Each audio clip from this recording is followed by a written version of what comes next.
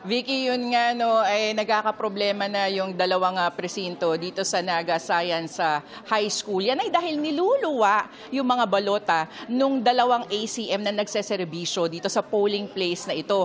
Ang sinasabi sa atin ng Electoral Board, yan ay dahil yung gilid raw ho nung balota ay medyo nalulukot. So pag pinasok yan doon sa mismong doon sa mismong ACM, lumalabas doon sa screen yung salitang invalid. So hindi pumapasok yung balota. Ang ginagawa ngayon ng Electoral Board inilalabas, inuunat yung mismong balota para bang doon sa vending machine na nagpapasok tayo ng pera. Ganun na ganun yung nangyayari rito hanggang sa maipasok at tanggapin ng ACM yung balota. So sa ngayon, medyo tuloy-tuloy pa rin naman yung botohan at may paunti-unti na lumalabas yung insidente na nga yan na iniluluwa yung balota. Pero ngayon, mahaba na yung pila natin ng ating mga senior citizens, mga PWD at mga buntis at tuloy-tuloy naman yung botohan. Yun nga lang, paminsan-minsan,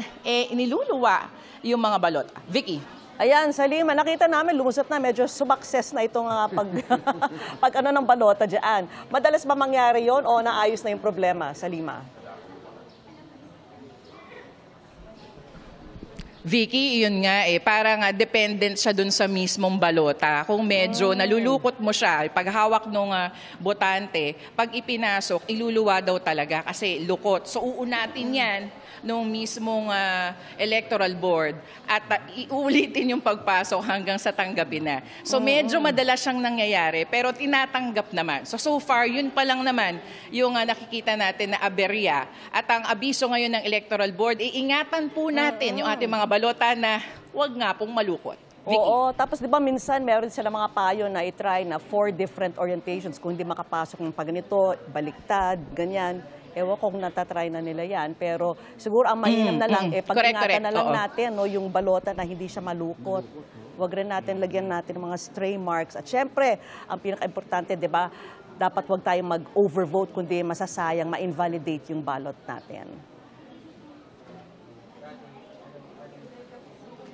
Chine-check naman, Vicky, yung balota, no? Nakikita naman na okay yung mga pagkaka-shade ng mga bilog at na ilang beses nang paikot-ikot, pabali-baligtad yung pagpasok ng balotang yan. Pero yun nga, nakikita medyo lukot yung gilid. So doon nagkakaproblema. Vicky. So yun talaga yung problema. Okay, pag-ingatan na lang natin ang ating mga balot. Maraming salamat sa iyo, Salima Refran.